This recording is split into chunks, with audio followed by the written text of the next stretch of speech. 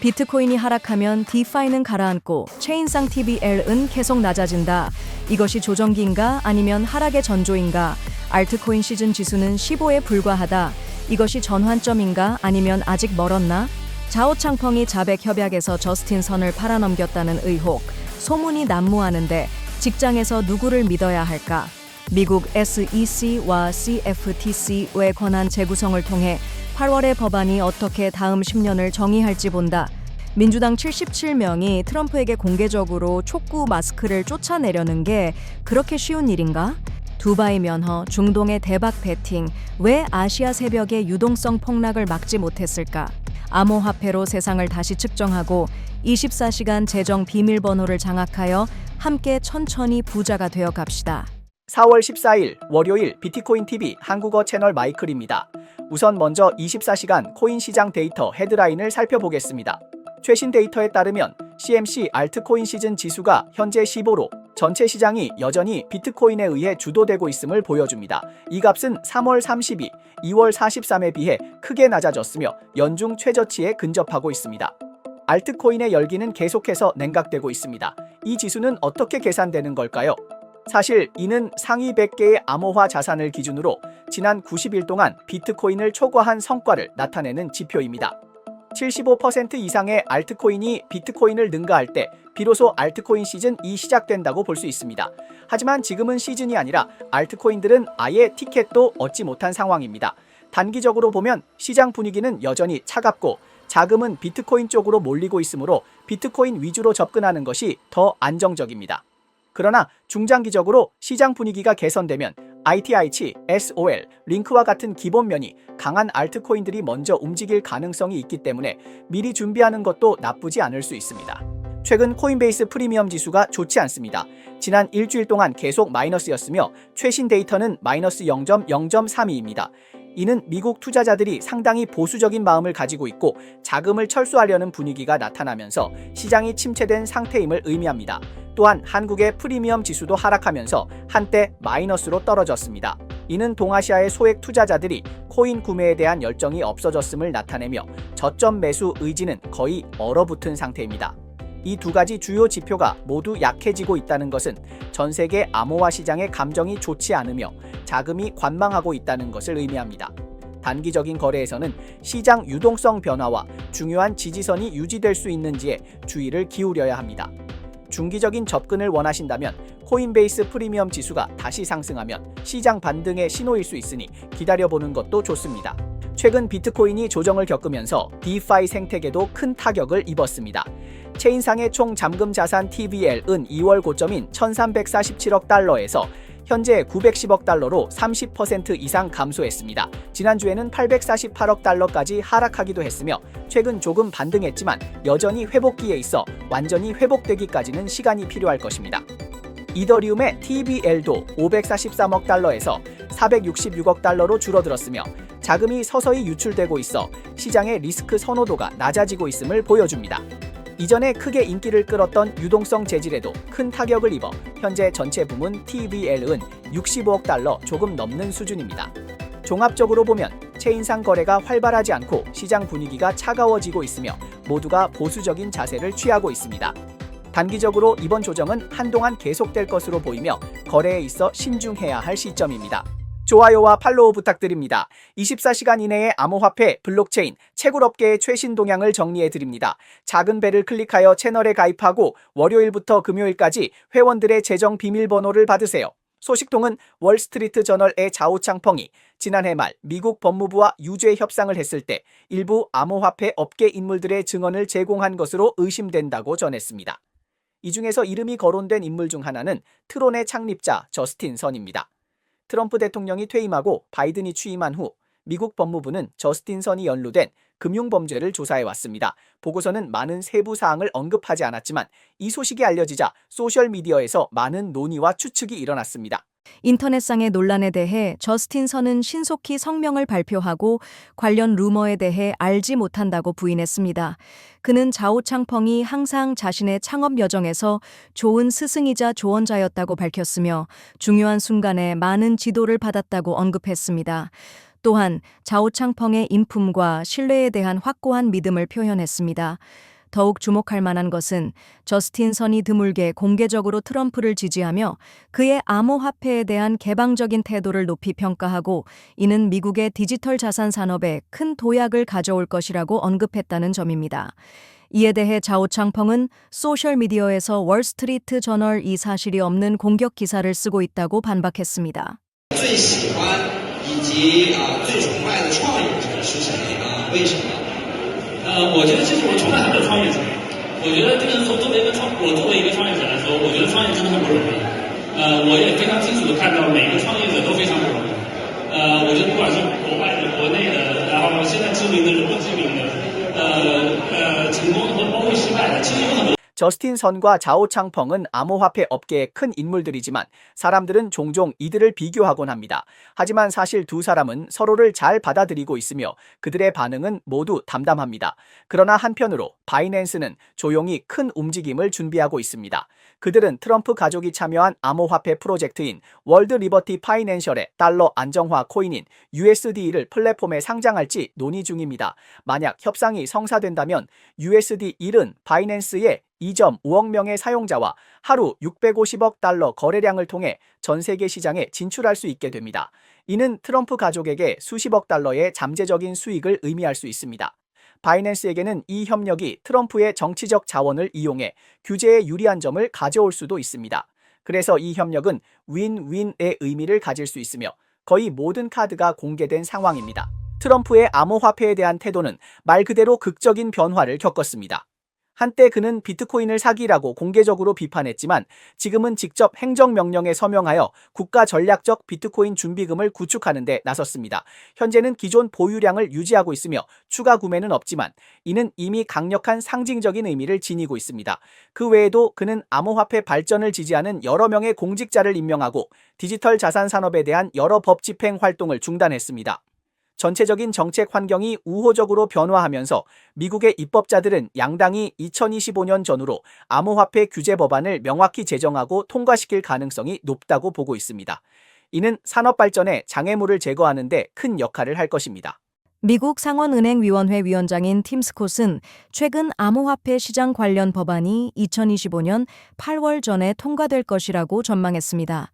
또한 해당 위원회는 2025년 3월에 JNIUS 법안을 추진하여 안정적인 코인 규제에 집중하고 암호화폐 정책에 대한 관심을 강조했습니다. 스콧의 시간 예측은 블록체인 협회의 CEO인 크리스틴 스미스의 의견과 일치하며 그녀는 안정적인 코인 및 암호화폐 시장 구조 법안이 8월 전에는 시행될 것이라고 보았습니다. That as we speak, the Senate Banking Committee has sent its stablecoin bill. It's called the Genius Act to the floor. And then also on the House side, the House Financial Services Committee did the same thing with their version called the Stable Act. Final votes are expected soon, and the outcome of these bills is really going to define how these assets operate and who gets to issue them for years to come. 이번에 출시된 시장 구조 법안은 간단히 말해 암호화폐 시장의 게임 규칙을 더 명확하고 전문적으로 만들기 위한 것입니다. 이 법안은 누가 시장에 진입할 수 있고 어떻게 거래를 하며 규제가 어떻게 따라올 것인지와 같은 핵심적인 문제들을 다룹니다. 이전에는 미국에서 규제가 모호했기 때문에 규제 기관과 프로젝트 측이 자주 충돌하곤 했습니다. 이제 이 법안이 나옴으로써 정책이 더 규범적이고 발전을 지원하는 방향으로 나아가고 있으며 이는 시장 신뢰를 회복시킬 가능성도 있고 더 많은 전통 자본이 유입될 수 있는 기회를 제공할 수 있습니다. 그러나 미국의 입법 과정은 언제나 과정이 길고 변수가 많다는 전형적인 예이므로 이 법안이 실제로 통과될 수 있을지는 계속해서 지켜봐야 할 문제입니다.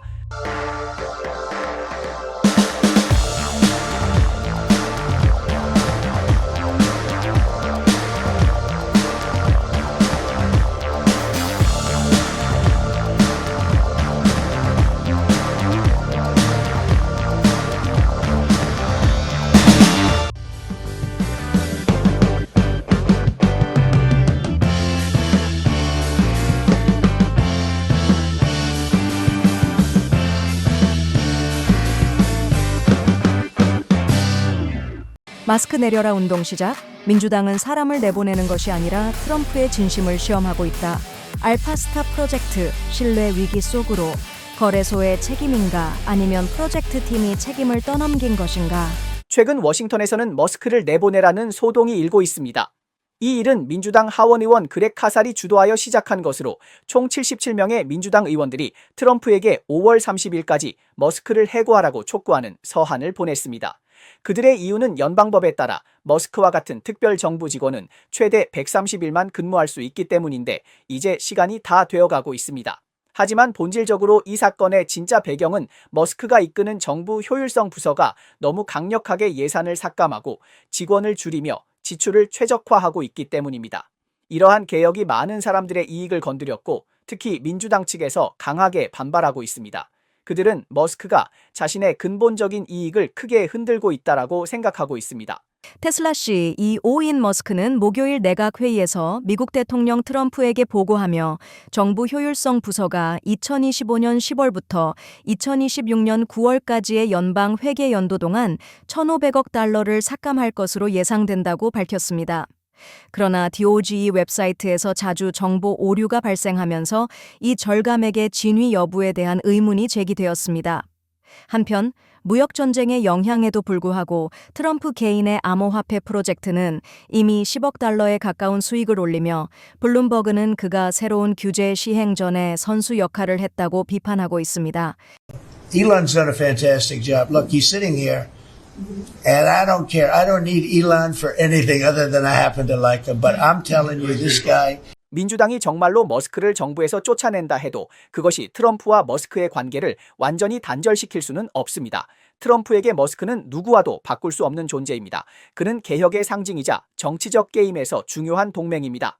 만약 특별정부 직원으로 백악관에 다시 나타날 수 없더라도 머스크는 다른 신분으로 계속해서 고문 파트너로서 트럼프를 돕거나 심지어 백스테이지에서 군사 전략을 제공할 수 있습니다. 그래서 이 추방 전쟁, 이 진짜 머스크를 겨냥한 것일까요? 사실 더 큰 의도는 민주당이 트럼프는 머스크 없이 얼마나 갈 수 있을까요? 그는 머스크를 위해 얼마나 버틸 준비가 되어 있을까요? 하고 트럼프의 한계를 시험하고 있다는 것입니다. 최근 암호화폐 업계에서 또 큰 사건이 발생했습니다. 그 중심은 바로 만트라입니다. 이 프로젝트는 처음부터 큰 야망을 품고 시작했습니다. 현실 세계 자산 RWA를 합법적으로 다룰 수 있는 첫 번째 레벨 블록체인이 되겠다고 했고 실제로 그 움직임도 매우 공격적이었습니다. 1월에는 DAMAC 그룹과 10억 달러 규모의 자산 토큰화 계약을 체결했고 2월에는 두바이 마하라에서 발행한 가상자산 서비스 제공자 라이선스를 획득하며 계속해서 순항 중이었습니다. RWA 테마도 인기였고 그 결과 만트라의 토큰 가격은 불과 4개월 만에 1700% 상승하며 마치 로켓을 탄 것처럼 급등했습니다. 하지만 누가 예상했겠습니까? 축하할 틈도 없이 그 토큰은 갑자기 90% 폭락하며 누구도 예상하지 못한 큰 전환을 맞이하게 되었습니다. 이는 최근 가장 극적인 반전 뉴스 중 하나가 되었습니다. 만트라의 토큰은 24시간 내에 약 6.3달러에서 0.509달러 이하로 폭락하며 시가총액이 90% 이상 증발했습니다. 일부 트레이더들은 이를 카펫식 롱 포지션이라고 칭했습니다. 암호화폐 투자자 고드는 프로젝트 측이 문제를 해결하지 않으면 OM 토큰이 제로가 될 수 있다고 경고하며 이는 루나와 FTX 사건 이후 가장 큰 카펫식 롱 포지션 사례가 될 수 있다고 주장했습니다.